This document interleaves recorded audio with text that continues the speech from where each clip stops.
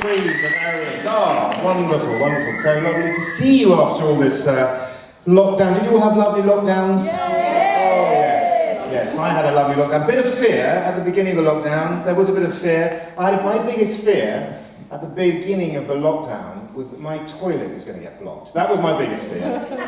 Because I have those of you that know me, I have no practical skills whatsoever. If anybody ever said, you know when people say, you'll need a man to fix that? If I turn up, once you've asked for a man, don't let me in. I am not that man, okay? I do not have any of those skills. So at the beginning of lockdown, that was what I was mainly worried about. I think there was people were worried about other stuff, but that was my main concern.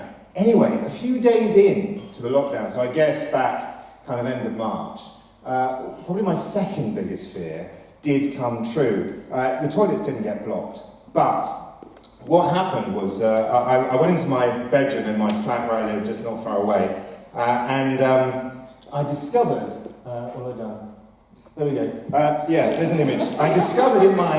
Now, I don't know if you can see there. Can you see that? I've zoomed in, because obviously, I don't know if you know pigeons. I don't know if you come across them in the wild, but they are seriously savage beasts. And so, my daughter took these photos and she put hearts around them because, well, they are terrifying animals, obviously. Anyway, I discovered them in my bedroom. And obviously I was slightly concerned about that. So I couldn't close the door. Then I remembered to get out of the bedroom. So I opened the door, got out of the bedroom, and thought, shit. Because I thought to myself, what am I going to do? I've kind of got limited options really in terms of how I'm going to deal with this, because this is a serious situation. And I thought, I ran the options, and the first option I came up with was do nothing really. I thought I could close the door and just shut them in and pretend that it never happened. And then I remembered it was my bedroom, and I had nowhere else to sleep. So I ruled that one out quite quickly. My second option was that I would get a man or a woman to come and get rid of them. But it was the beginning of lockdown, so I figured that was kind of, men and women were pretty thin on the ground back then. I think back in March, you couldn't see any men or women. So my third option was to deal with it myself. Which, given my practical skills, it's not really, it wasn't something I wanted to do, nor did my daughter want me to do it, but we had no choice. So I looked at the pigeons, sized them up, and I don't know if you can see in the images here, but their beaks are razor sharp, their claws are huge, and they have this enormous wingspan. If you ever see them, it's massive, literally it's massive. So I thought I should get myself, and this is absolutely true, I thought I should get myself protected. So that's what I did. I don't know if you see that. This generally happened. This was back in March.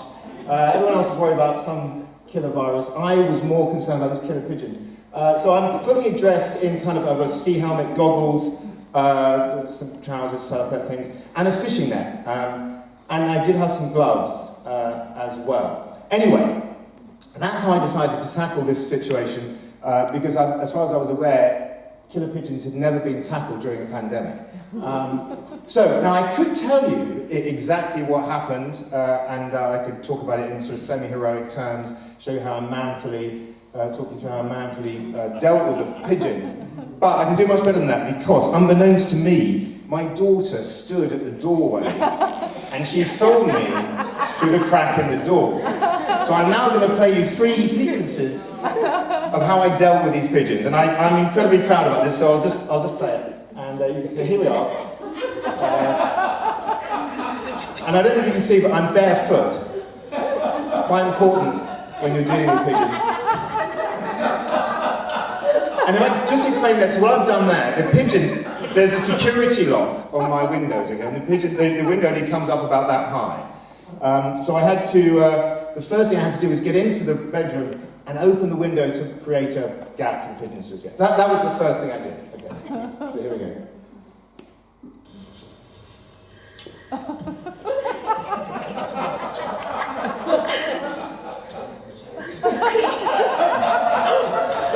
So, the sharp intake of breath you can hear, that's my daughter. She's filming, and she's finding it very, very funny, but she's not in with these killer pigeons. And this is the last sequence that she got, so I'll play this. Here we go.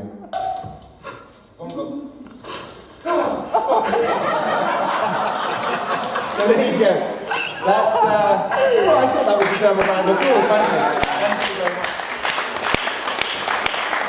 Well, you can tell it's been a while. I'm having to ask you to clap there, but that's, thank you for applauding that sequence. So there you are. That's how I spent my lockdown, mainly dealing with pigeons and stuff like that.